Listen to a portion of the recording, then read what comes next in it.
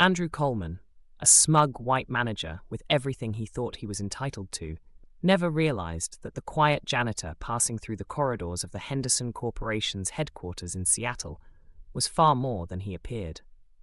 Andrew stood at about 6 feet tall, his blonde hair carefully groomed, his suit tailored to perfection, and the slightest sneer almost always curled at the edge of his lips. He had grown used to ordering people around and seeing immediate compliance.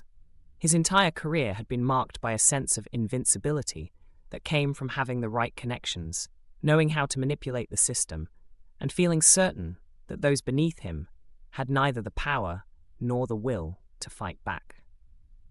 He considered himself untouchable, a man destined for greater things. He had climbed the corporate ladder swiftly and aggressively, stepping on whoever got in his way, confident that no one would dare to call him out.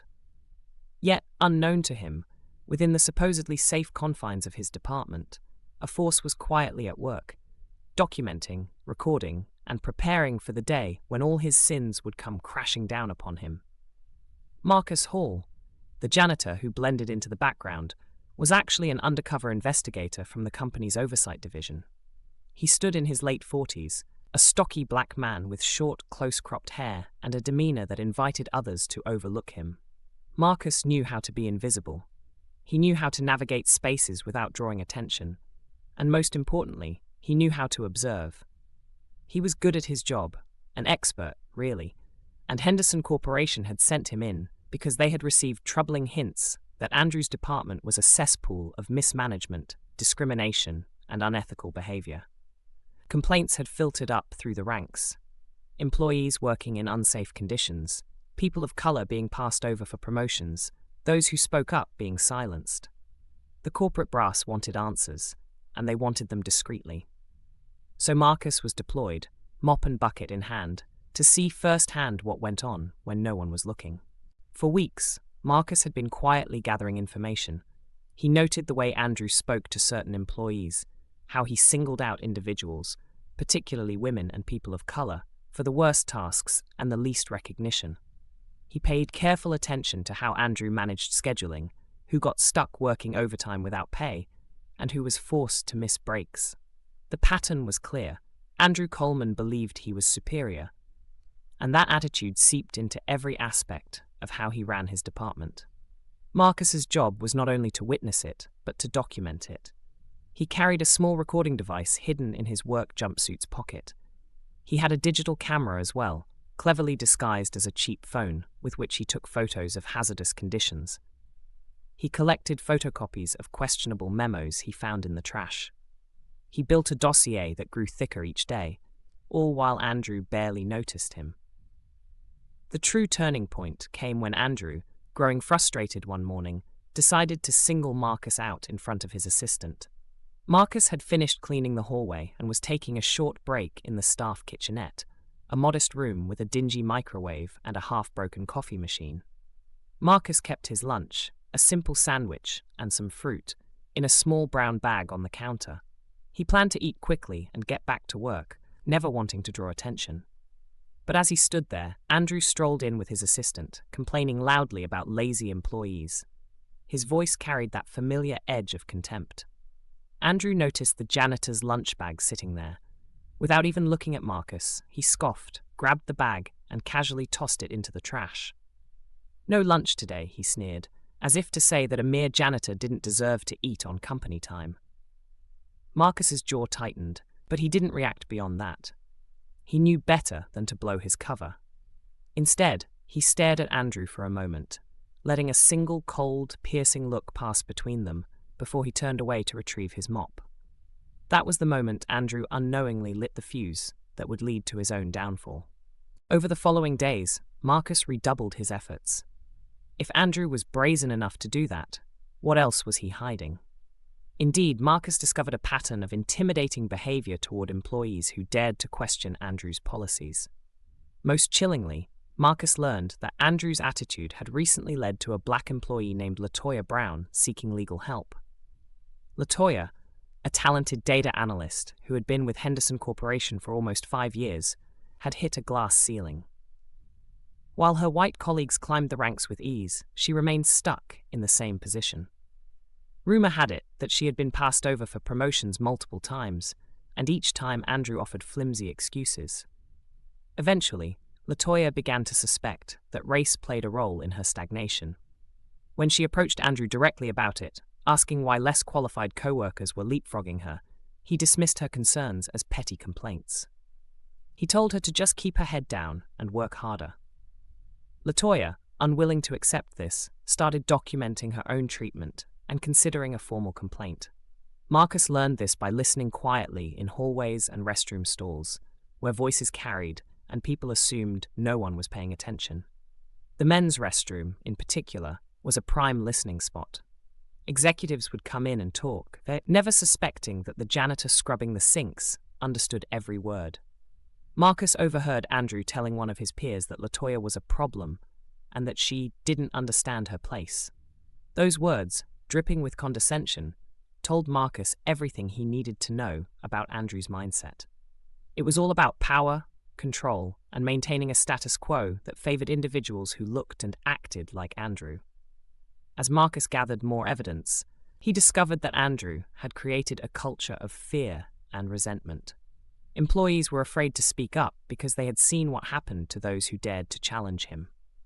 Some ended up with worse assignments, others found themselves shut out of key meetings, and still others saw their projects stalled until they backed down. The department's morale was abysmal, yet the rest of the company's leadership remained largely ignorant. Andrew knew how to charm his superiors in quarterly reviews. He knew how to spin numbers to make the department look efficient and profitable. His carefully crafted image as a strong, decisive manager masked the rot underneath. Marcus didn't work alone, though he was physically on site by himself. He communicated discreetly with the oversight division through secure channels outside of working hours.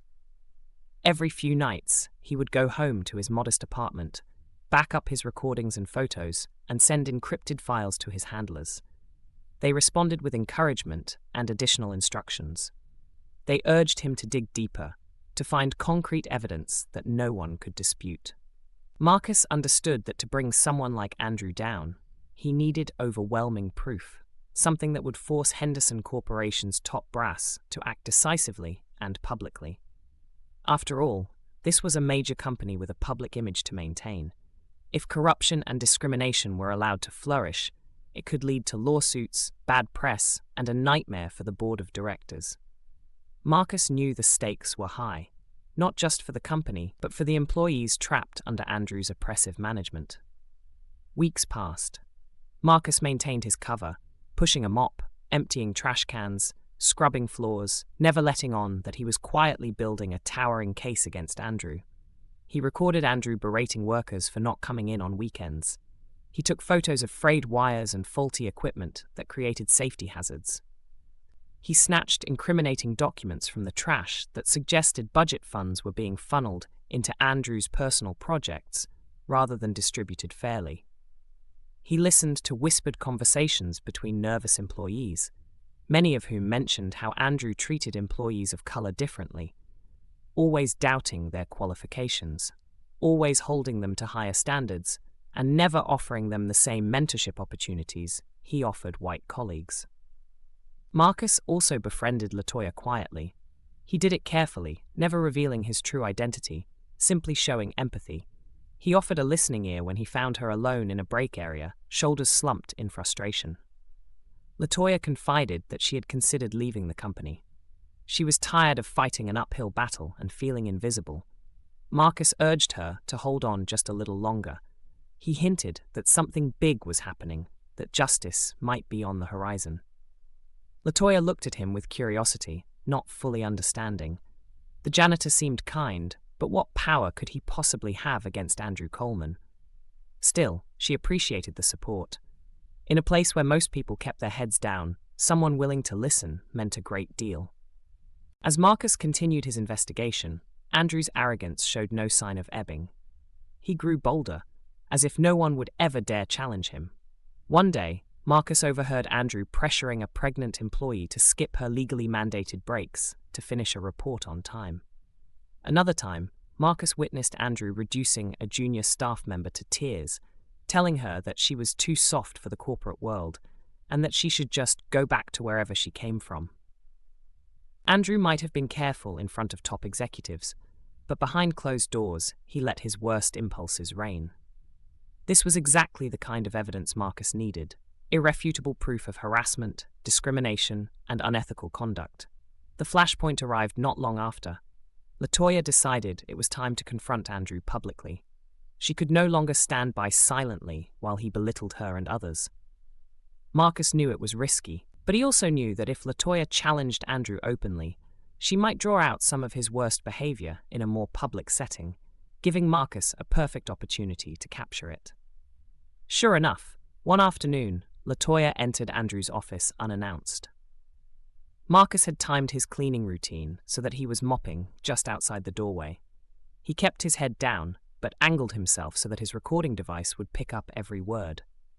LaToya demanded to know why she had been denied yet another promotion. She had the qualifications, the seniority, and the performance reviews to back it up. She refused to accept Andrew's vague excuses any longer. Andrew's response was venomous and dismissive. He told her that she should be grateful to have a job at all, and that maybe if she stopped acting like a victim, people would respect her more. He accused her of stirring up trouble and threatened that if she went to human resources, she would regret it. LaToya did not back down. She kept pressing, calling out his discrimination, telling him that this environment was toxic and that she was done playing by his rules. Andrew exploded, shouting that he'd had enough of her attitude. It was exactly the kind of raw, unfiltered response Marcus needed. He had everything recorded: the intimidation, the bullying, the racist undertones that laced Andrew's words. After LaToya stormed out, Marcus carefully backed away and resumed his work in another part of the building. His heart was pounding. He had the evidence, the smoking gun that would ensure Andrew could no longer hide behind polished presentations and carefully chosen words in front of higher-ups. Marcus spent that evening compiling the evidence into a comprehensive report. He gathered all the audio files, photos, scanned documents, and detailed notes.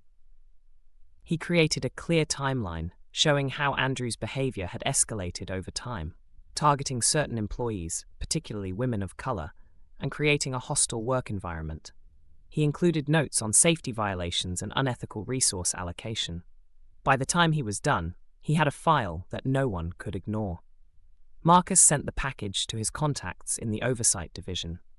In less than 48 hours, the corporate offices were buzzing with urgent meetings and hushed conversations behind closed doors. Senior executives were horrified at what the evidence revealed. Andrew Coleman, who had been seen as a strong, if somewhat stern, manager, was in fact a ticking time bomb of liability. The company lawyers shuddered at the thought of lawsuits that could stem from his actions. The Human Resources Department scrambled to figure out how they had missed such blatant violations. The board of directors demanded swift action. Marcus arrived at work the next day as usual. He put on his jumpsuit, picked up his mop, and proceeded to his assigned floor. He blended into the background, but he could sense that the atmosphere had changed. People were whispering, passing nervous glances, and looking over their shoulders. Andrew looked tense and uncertain. He had probably heard rumors that something big was happening. When Marcus caught sight of Andrew in the hallway, he saw none of the manager's usual cocky swagger. Instead, there was a stiffness in Andrew's posture, a worried look in his eyes. Perhaps he didn't yet know who had exposed him, but he must have suspected that his luck was running out. Word traveled fast that an official inquiry was underway and that Andrew's entire department was under review. By midday, the company's internal investigators, accompanied by senior executives, arrived to confront Andrew. They walked him into a conference room and closed the door. Employees craned their necks, trying to see what would happen. Marcus continued his cleaning rounds, acting indifferent, but he had positioned himself nearby. He couldn't see inside the room, but he could imagine Andrew's face as the stack of evidence was laid out in front of him. The recordings would play, and Andrew would hear his own voice ordering employees to work through breaks, making racist remarks, and threatening those who dared to speak up. The photographs would show faulty wiring, blocked emergency exits, and poorly maintained equipment. The documents would highlight where funds had gone missing or been misallocated to Andrew's personal projects. There would be no plausible deniability this time. It did not take long for the verdict to come down. Within hours, security guards escorted Andrew from the building. His face was pale, his shoulders slumped. Gone was the smug grin. Gone was the arrogant air. He might have said something in protest, but no one seemed to be listening. Employees stood silently, watching from behind cubicle walls and break room doors. Latoya was there too, standing near the elevator bank, her arms crossed over her chest, meeting Andrew's eyes as he passed. In that moment, he realized that everything he had worked for was collapsing. He had thought he was untouchable, but now he was just another disgraced manager leaving through the front doors with his career in ruins. Later that afternoon, the company released a statement to employees. They acknowledged serious management issues in Andrew's department and announced a thorough review of workplace conditions. There would be new training, new oversight mechanisms, and a hotline for reporting misconduct. The letter also noted that a senior investigator, Marcus Hall, had played a key role in uncovering the truth. This shocked many people who had seen Marcus only as the quiet janitor.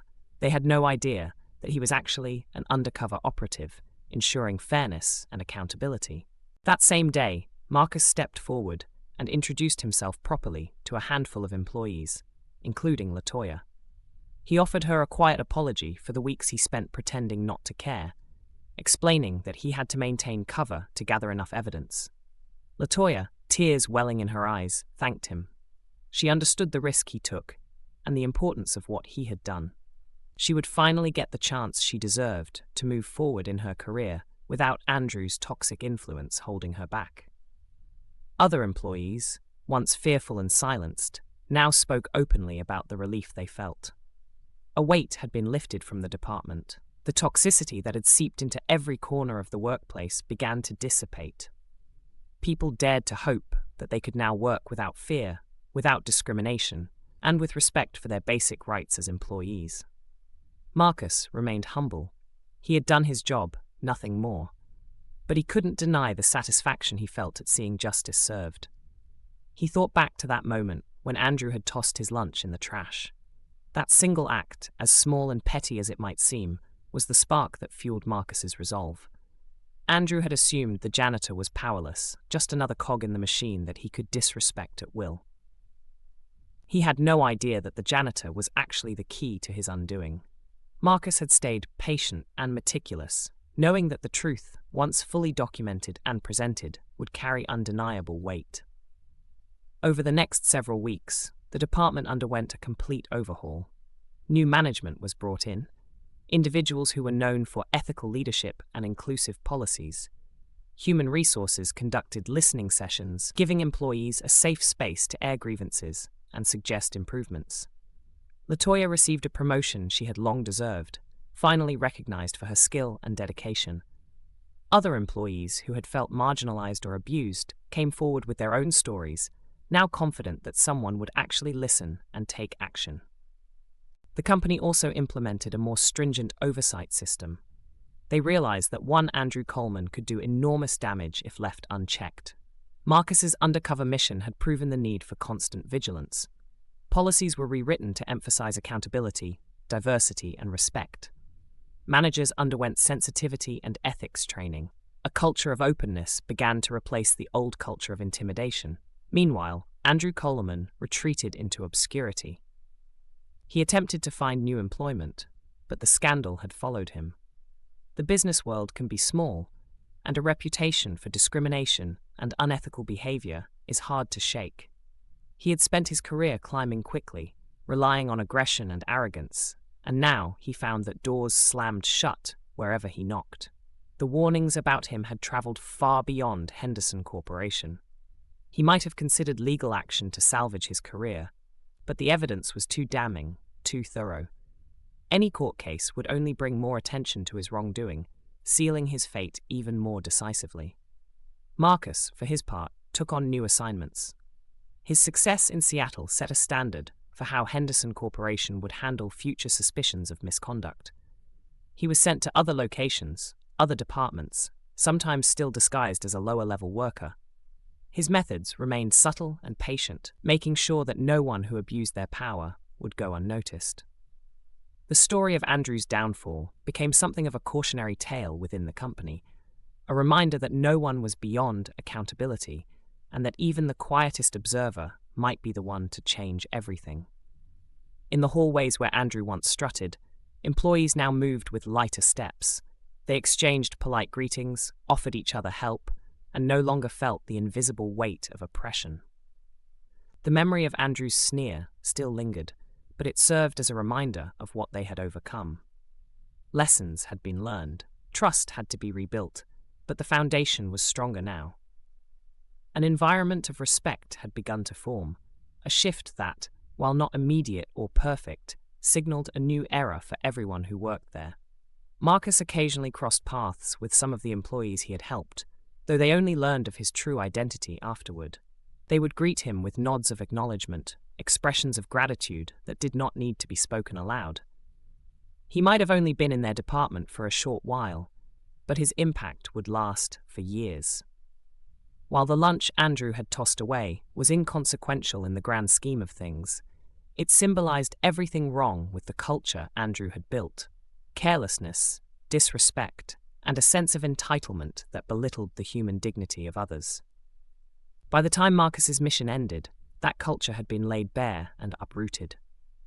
The aftermath was not entirely smooth. The company had damage control to do. They had to issue a public statement once word leaked to the press that an internal investigation had toppled a high-ranking manager. Journalists sniffed around, trying to paint a picture of what had gone wrong. The corporate communications team worked overtime, emphasizing that swift action had been taken and that changes were already underway to prevent such abuses in the future. Marcus's name did not appear in public statements. He remained an anonymous hero to the outside world. But within the corporation, those who needed to know knew. His work had made them rethink their systems and values, prompting them to foster an environment where good people could thrive. In the end, the quiet triumph belonged to the people who had suffered under Andrew. LaToya, now in a more senior position, looked out the window of her new office and took a deep breath.